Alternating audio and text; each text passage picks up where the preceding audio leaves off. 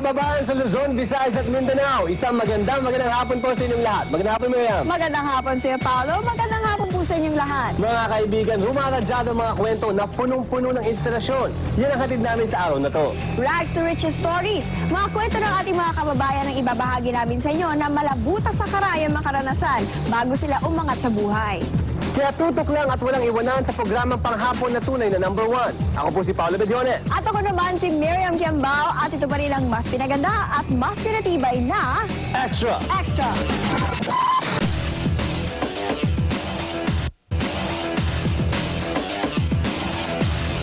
Dating pumapasada ng jeepney itong si Jun Quintanar. Samantalang factory worker naman ang kanyang asawang si Glo. Ngunit sa pagpiit ng kapalaran, bumaliktad ang uri ng kanyang pamumuhay. Nahanay ngayon ang kanyang pamilya sa mga may sinabi sa lipunan. At kung dati si Jun ay taga-maneho, ngayon isang kolektor na siya ng imported cars. Panoorin natin itong driver noon, kolektor ngayon. Simple lang ang buhay noon ng magnobyong Jun at Gloria. Mga magsasaka lamang ang mga magulang ni Gloria habang isang maliit na karinderya ang negosyo ng pamilya ni Jun.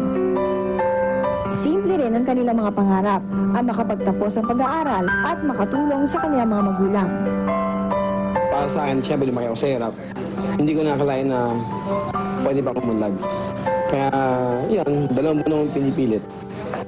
So that was November of 95. Tapos mahal ako, January na. That time, nagsara na yung factory namin, wala na akong trabaho. Taong 1995, si Jun ay pumasada sa rutang Pasig-Quiapo, habang si Gloria ay nagtatrabaho sa isang pabrika. May tuturing parang isang kahit isang tuka ang naging buhay nila noon. Pagkatapos ng 6 na taon, heto na sila.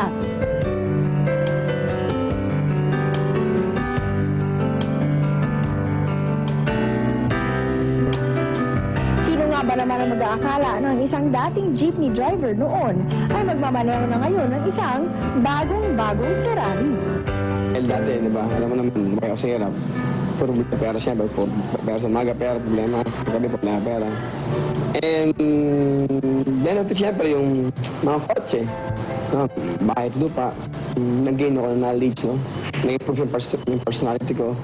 Dahil dati isa lang ko, kwentong barbero lang eh.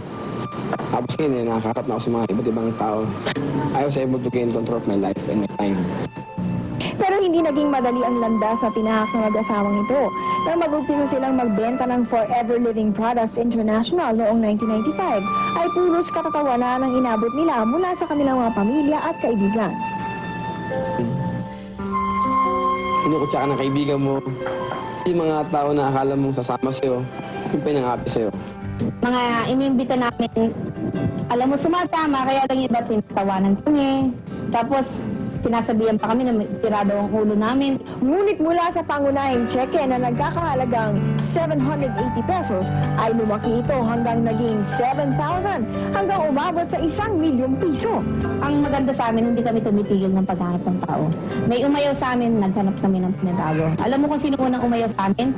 Yung pamilya namin, kaibigan, kasama sa bahay. Lahat yan yung tagad sumama. At sa kanilang pagpupursigi ay nakamit nila ang kanilang mga pangarap. Ngayon ay meron na silang malapalasyong bahay na nagkakahalagang mahigit sa 10,000,000 piso.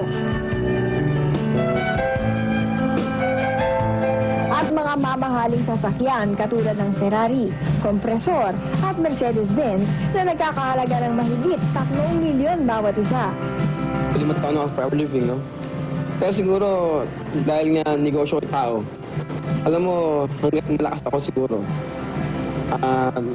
In fact, no forever living, plano ko, gawin ko ito forever. Hindi biro ang kinikita ng mag-asawa ngayon. Bukod pa sa mahigit 1,000,000 piso na tinatanggap nila sa kada buwan, ay tumatanggap pa sila ng bonus na umaabot hanggang 13,000,000 pesos kada taon. Malaki at magara ang 3-story house ni Jun at Gloria. Kompleto sa mga gamit at punong-puno ng mga mamahaling mga gamit mula sa iba't ibang bansa.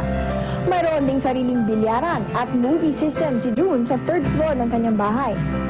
Mahilig si June mag-alaga ng mga asong purebred. Ang mga asong ito ay mga mamahaling breed katulad ng Saint Bernard na hindi sanay sa init dito sa Pilipinas, kung kaya't pinagawan sila ni June ng kanilang sariling air-conditioned na kwarto. Minsan, maraming tao, no, bigit ng pera ng milyones, pero ang mabigat niyan, walang panahon sa pamilya nila. Eto ngayon, tignan mo ako kung kailan ako buksan ng trabaho, kung kailan ako magkaya sa bahay. At kahit ibang-iba na ang buhay nila June at Gloria, hindi nila nalilimutan kung saan sila nanggaling. Kasi ayaw namin na kami lang ang makatikim ng ganitong blessing. Gusto namin lahat makasali dito. Mas lalo pang pinagtibay ang kanilang pagsasama dahil sa kanilang nag-iisang anak na si Fiona Glorian. Higit sa lahat, hindi nila makakalimutan ang mga taong tumulong sa kanila. Sa mundo pala, basta gusto mo, may blessing ng Lord, lahat possible.